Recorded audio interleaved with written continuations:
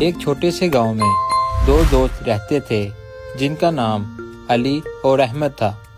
علی اور احمد دونوں بچپن سے ایک دوسرے کے اچھے دوست تھے۔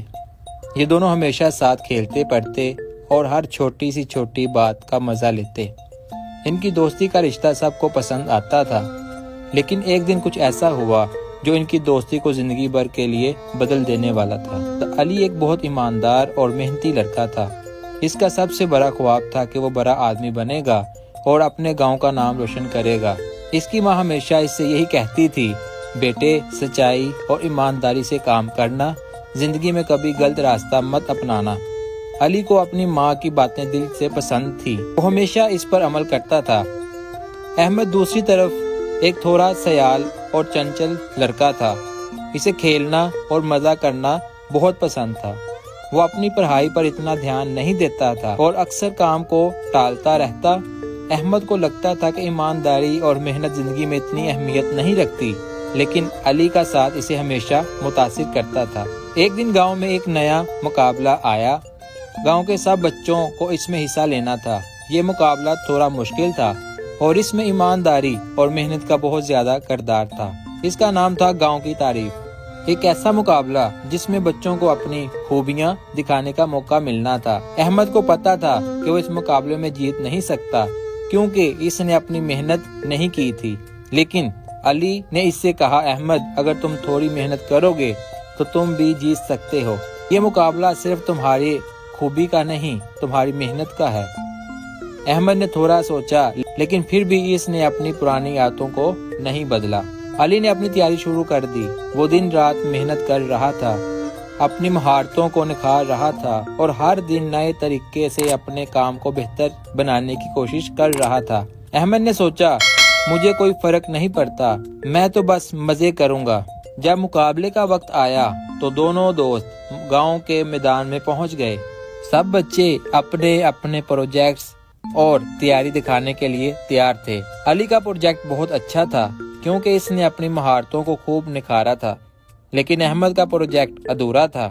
اس نے بس اپنا کام جلدی میں ختم کیا تھا اور کسی نے بھی اس کی پرفارمنس کو سنجیدہ نہیں لیا۔ مقابلہ شروع ہوا اور علی نے اپنی پرفارمنس سے سب کو حیران کر دیا۔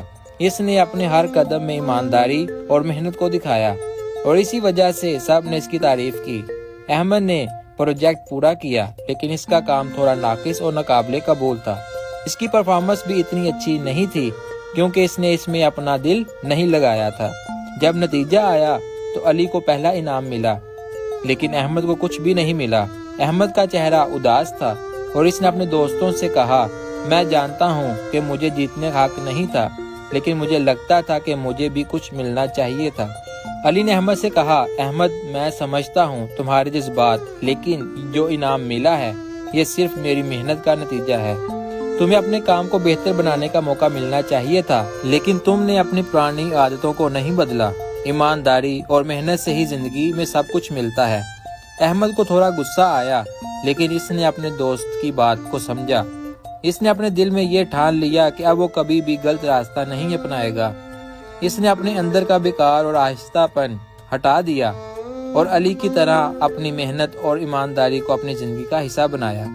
وقت گزرتا گیا اور احمد نے اپنے کاموں کو بہتر بنایا۔ اگلے سال جب پھر سے گاؤں کی تعریف کا مقابلہ آیا تو احمد نے اپنے پروجیکٹ کو پوری لگن سے تیار کیا اور اس نے اس بار ایمانداری اور محنت سے کام کر کے پہلا انعام جیتا۔ علی نے اس سے کہا، احمد تم نے بہت اچھا کیا، تم نے اپنی پرانی عادتوں کو بدلا اور واقعی جیتنے کے قابل ہو گئے۔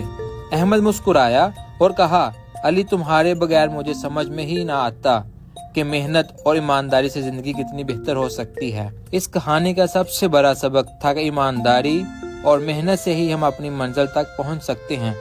علی اور احمد کی دوستی اور ان کی کہانی سب کو یہ سکھاتی ہے کہ اگر ہم زندگی میں سچائی اور محنت کو اپنائیں تو ہم کسی بھی مشکل کو پار کر سکتے ہیں۔ پیارے دوستو، اگر آپ کو ہماری کہانی پسند آئی ہو تو اس ویڈیو کو لائک، شیئر اور چینل کو سبسکرائب کرنا مت بھولیے گا۔